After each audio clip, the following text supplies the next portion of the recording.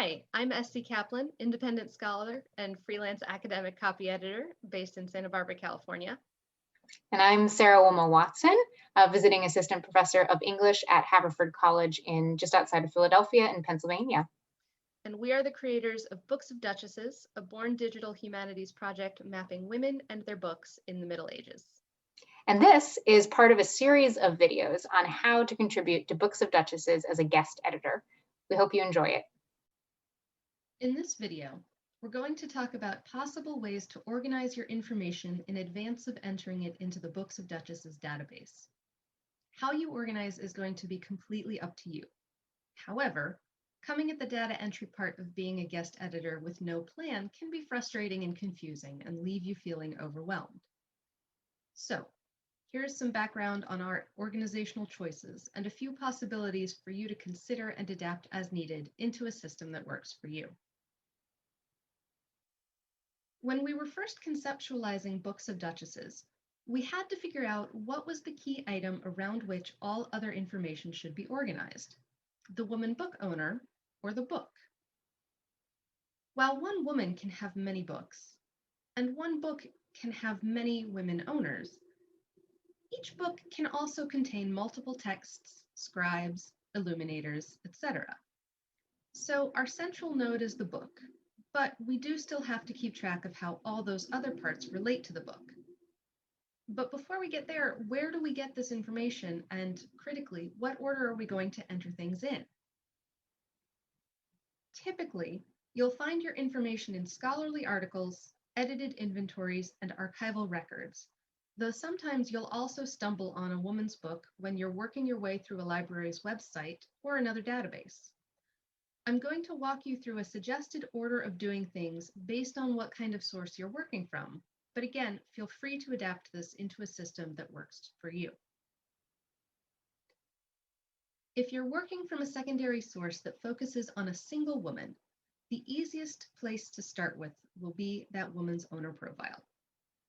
Use the information from your secondary source, accompanied by other scholarly sources and even Wikipedia, to fill out her owner profile as thoroughly as possible, following along with the video on Advanced Entries 1, Women Book Owners.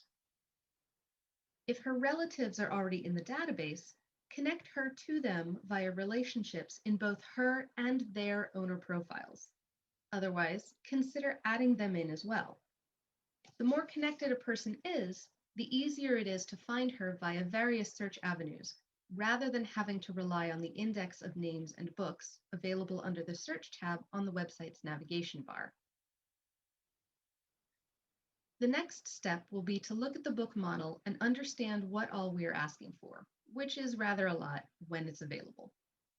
Once you've done that, find the information about her individual books in your source. If your source mentions both extant and non-extant manuscripts and early print books, enter the extant ones first, as explained in the video Advanced Entries 3, Extant Books. Now, depending on where those extant manuscripts and books are held today, you might be able to find a digital catalog entry or even the complete digitization of the codex. You can do this searching on the fly if you're already familiar with the library websites that you'll be navigating, or you can collect pertinent information and links in advance. If you choose this second method, a spreadsheet is probably going to be the clearest way to keep everything organized for multiple books, though you might instead prefer a plain old text document. If you find yourself going to the same library websites again and again, it's probably worth creating a bookmarks folder, especially if those websites make it tricky to actually find their manuscripts and rare books. But we have also included a list of useful websites for various literature traditions in the document that accompanies these videos. For any non-extant manuscripts and early print books, your next step will depend on how many non-extant books you're dealing with. If it is only the one or two, then you're all set to enter them immediately, using the first available NE shelf mark as explained in the video Advanced Entries 2, Non-Extant Books. Otherwise, it's probably a good idea to set up a spreadsheet so that you know in advance how many NE shelf marks you'll need. While it's definitely not required that a woman's library consist of an unbroken series of NE shelf marks, it reads as better planned. You'll also want to make notes on your source itself so that you know which NE shelf mark corresponds to what. It can get very confusing if you're working from a source that lists 7 books of hours in a row, for example. If, after you've determined how many NE shelf marks you need, you realize that you don't have the time to enter them all immediately, you can go to the guest editor spreadsheet that you received access to when we approved your account and stake a claim to the necessary series of shelf marks. So for instance, if your person owned 10 books and 7 of those are non-extant, you might claim NE 893 through NE 899. Please note, however, that after 3 months of inactivity, you will lose your claim to that precise series so that we do not end up with huge permanent gaps in our numbering. In both of these cases, going with a preparatory organizational tool like a spreadsheet will allow you to enter data piecemeal without losing track of what you've done and what it belongs to.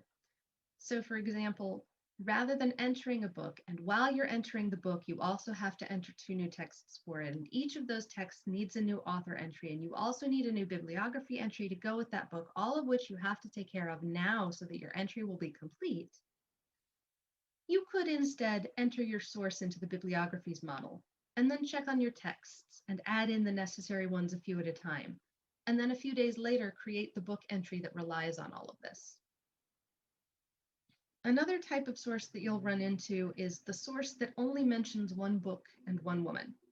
This is in many ways the easiest type of source because you can go ahead and enter her and her book immediately without the more involved planning that goes with a source dealing with multiple books. I'm not saying that you can't prepare, just that this source requires much less organization on the whole. The last type of source is the one that talks about a number of different women and their books.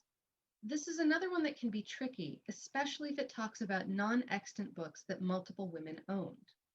In this instance, you probably want to use your spreadsheet or document setup to verify who is connected to which book so that you don't accidentally enter 2 different NE shelf marks for the same book just because it's owned by 2 different women.